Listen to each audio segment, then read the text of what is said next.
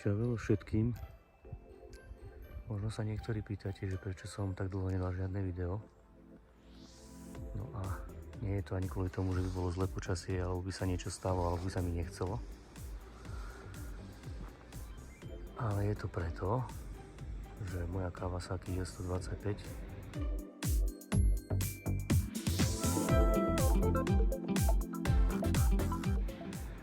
odišla do sveta. A dúfam, že robí novému majiteľovi radosť, minimálne tak ako mne. Zadovážil som si niečo, čo je v 125-kovom segmente podľa môjho názoru to najlepšie, čo môže byť, tá najväčšia topka, a to je Honda Forza 125. V prvom rade, čo ma na nej zaujalo, bola farba. Boli na výber 3 farby, červená, modrá a táto. A táto je neskutočná. Ono celkovo v podstate ten skútrik alebo motorka je neskutočná. Či spredu, či zozadu. A dovolím si tvrdiť, že možno aj zo spodu. No, jednoducho je to stroj, čo sa skútru týka. Ešte, aby som nezabudol, tak bola jedna na výber, a to takzvaná Special Edition, ale bola v peknej farbe, takej tmavej, matnej, ale bez kufru, čo je dosť podstatné pre mňa. A hlavne ten Special Edition spočíval v tom, že boli prešívané, táto sedačka bola prešívaná červenou nitkou, kolesa boli červené a tu na budíky mali na tachometri a na, je to dobre vidno, a na otáčkomery červené tie okolo, tie také krúžky. To je všetko, čo sa týka Special Edition, čo si myslím, že je strašne málo na to, aby sa to mohlo volať Special Edition. Keby som išiel odpredu, tak je to jednoducho krásny dizajn, dobre to majú vymyslené. Je to full LED, čiže všetko je tu LED-kové. Krásne to svieti, či spredu, či vzadu. Smerovky sú v zrkadlách. Budem to asi porovnávať s tou Kawasaki. Čo je tu rozdiel, je to, že predné koleso je 15-kové, zadné je 14-kové. Ďalšia vec je, že je ľahšia o 20 kg a neviem, čím to je, či je to vyváženosťou motorky, alebo tým, že je vyššie, aj keď asi moc nie, ale posed je vyšší, ale jednoducho tá váha tam nie je taká ako na tej Kawasaki, lebo tam to bolo citeľné, že je to ťažké. Tu je to ľahšie sa s ňou manipuluje, tak by som povedal. No, najazdil som zatiaľ na necelých 200 km, takže ešte sa len spoznávame, ale je to pre porovnanie možno trošku blbé, ale to ako keby ste sadli z Felicie do BMWčka alebo do nejakej prémiovej značky. Jednoducho aj tá prístrojová doska celé to držanie toho je úplne iné. Spotreba neskutočná, 2,1 litra mi to píše, išiel som hore kopcom, dole kopcom, kadejako. Takže to je ďalšia vec. Čo sa týka priestoru, tak to má priestor obrovský, plus tento kufor. Ja tu mám takú plachtú na kryciu, ale to je kufor na 2 prilby, obrovský, ktorý sa otvára jednoducho len zo spodu, že stlačíte. Keď sa pozrieme na tieto svetlá, tak to je úplne paráda. Dizajnová lahôdka. Tu je proste tlačítko, sa stlačí a kufor sa vám otvorí. Čiže všetko je tu bez dotykové, čiže máte smart kľúč, takisto smart kufor samozrejme. No a s tým kľúčom sa asi robí tak, že vy sa priblížite k motorke.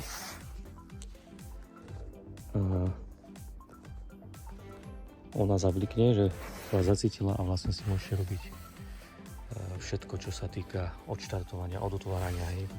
Tuto je ten hlavný vypínač a keď chcem s ňou robiť, tak to dám takto na jednotku. Alebo teda Seat Fuel znamená, že to môžete otvárať tu na buď sedadlo alebo nádrž. Keď dám nádrž, tak zatlačím. Áno, toto by malo vyskočiť, nejako to nechce, alebo to neviem stlačiť. Čiže hej, vidíš, tuto je nádrž. Keď zatlačím Seat, vyhodím mi sedačku. Ja musím dať dole prilbu. Seat. A otvorí sa takýto extrémny priestor. Ja neviem, ako to tá Honda urobila, ale tu proste vojdu úplne v pohode dve prilby. To je neskutočne veľké. Aj dlhé celkovo, je to dlhé, veľké. No perfektne vymyslené, hej? Obrovské. Sedačka, čo sa týka sedačky, je podobne tvarovaná, ako bola aj na tej Kawasaki, že keď na nej sedím, tak toto operadlo je asi lepšie. Asi väčšie, neviem. Jednoducho lepšie. No a môžeme prejsť. Si sadnem na ňu, som na stojane. A jasné, že som vyšší. Vyššie sedím, lebo absolútne nohami sa nedotknem zeme. Som vo vzduchu. A keď si ju vlastne zapneme na tú jednotku, takže sa všetko otočia, ručičky a môžete štartovať, hej. Štartuje sa klasicky, zatlačiť brzdu, ale musíte ju riadne stlačiť, aby to pochopilo. Inak štarter je taký zvláštny. On vôbec neštartuje ako motorka, to je také, no, také jemné štartovanie. Proste. Ten infotainment je úplne, to je jak z ríši pohádek, oproti tomu, čo som mal. Takže tam ukazuje čas, konečne mi tam ukazuje dole tu na teplotu vonkajšiu. Napätie baterky je tam trip A, trip B, celkové prejdenie kilometrov, spotreba 2,1 litra, čo som hovoril. A je tu aj aktuálna spotreba, táto palička, ale myslím si, že pri tejto spotrebe je to zbytočné, no ale je to tam, hej. Má to aj trakčnú kontrolu, ktorá sa dá vypnúť. Tu na tlačítkom. Má tlačítko klasické svetla. Toto je najväčšia vychytávka na tejto Honde, čo som vravel, že už to mali dávno robiť do iných motoriek. To je tento štít. Proste sa vysunie štít až do takejto výšky. Čože je úplná paráda, potom sa pekne dá zasunúť. No to je proste neskutočná vychytávka. Čiže štít. Tu máte info A, to vám preblikáva ten trip A, trip B, potom je info B tu na dole, to vám celkové kilometre a dojazd. To sú smerovky, tu trúbka. No na tejto strane vlastne toto je start-stop systém, čo je super vec, že to robí na tlačítko, že sa to dá proste vypnúť a ostane to vypnuté. Preto nemusím nejako softvérovo vypínať. Všetky 4 smerovky a štartovacie tlačidlo. To je vlastne všetko, čo sa tohto týka ovládania. A tuto je skrinka, ktorá je, ja som to zamkol, ktorá sa zamkne. Keď sa zamkne, motorka sa zamkne. Hej.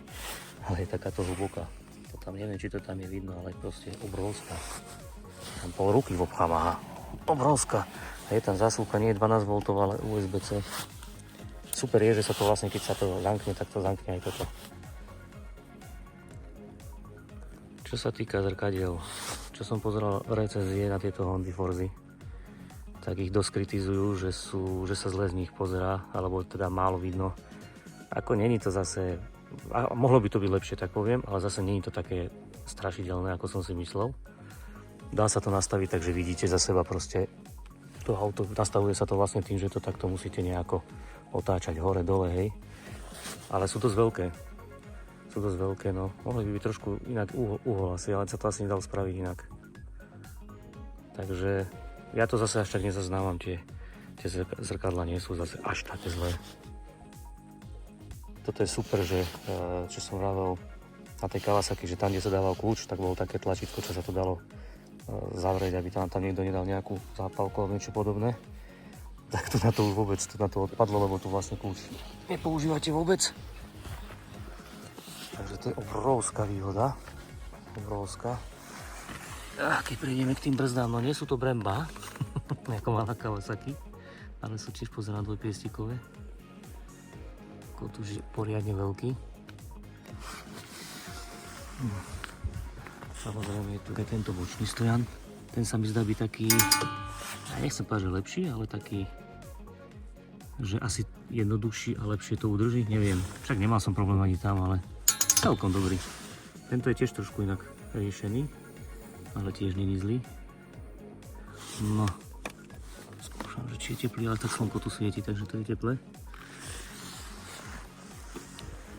No a z druhej strany klasika, výfuk. Ten štart je taký zvláštny.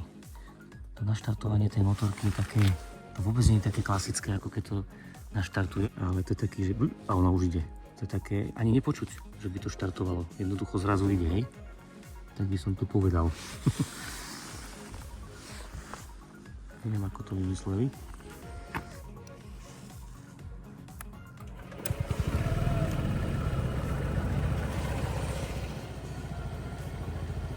No neviem, či to bolo počuť, to naštartovanie, alebo skôr nepočuť. Takže takto to svieti, takto to bliká.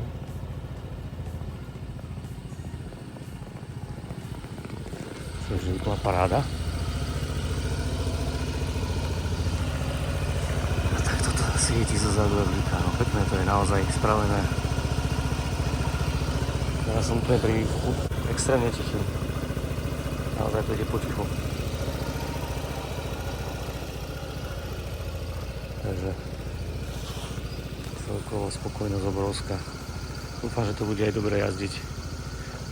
Čo som skúšal, tak to šlo už. Celkom dobre sa snaží na to, že to má sériový variátor.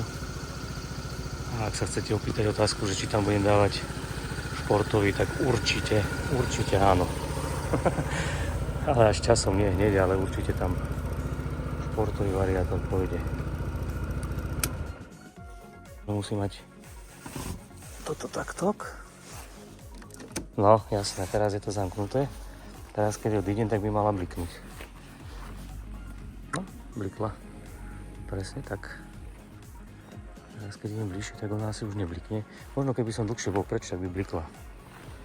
Jednoducho, toto je zámoček. No. Toto je nulová pozícia. Takže toto je moja nová láska.